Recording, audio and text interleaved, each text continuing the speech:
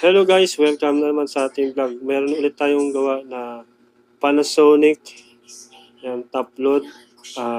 Ito na naman ang error niya, H52 na naman. So, ang dami nating repair ng H52 ng Panasonic, no? Ito ay 3 years ago lang. Sira na daw ang kanyang washing. So, dito lang yan sa Imus, Cavite, no? So, ito, i-repair na natin. Bali, ang board, i-repair natin. Yan. So, babaklasin na natin mga ka-repairman. Yan. Ito sa likod ang pag-repair niyan, ang pagtanggal ng board. So, ito na yung board, mga ka-repairman. Ayan. So, ang papalitan natin dito ay yung IC. Yan po yung IC. So, may secondary. Yan po yung IC ng sa regulated. So, yan po ang papalitan natin mga ka-repairman.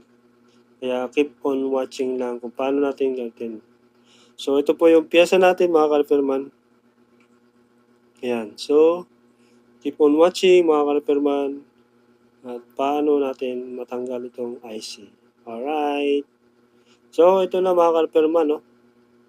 Kinat na natin yung pinaka-cover niya sa ilalim. Ayan. So, yung plastic niya, kinat natin yan. At tatanggalin natin yung silicone niya para matanggal natin yung IC na yan. So, yun. Ayan. At nung tinutot natin yung silicone, ayan, may sunog-sunog talaga. Merong nagaganap na sunog.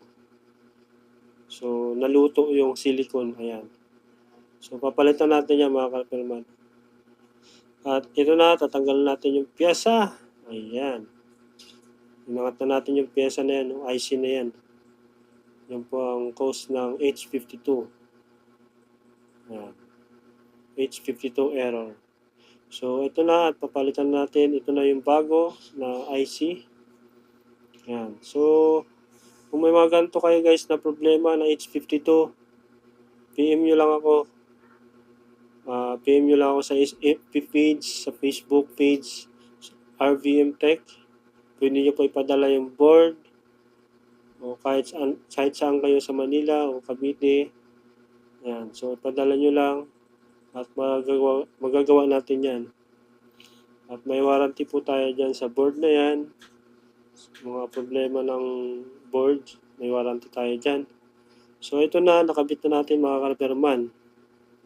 Ayan, so, fix na natin. At ito na mga ka-repairman, titesting na natin, no?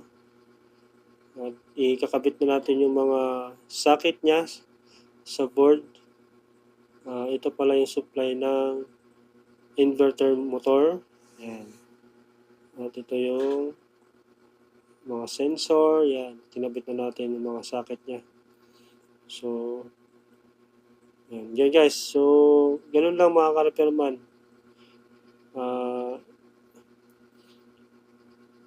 Ayan. So, testing na natin. So, nagkabit muna natin itong mga clip.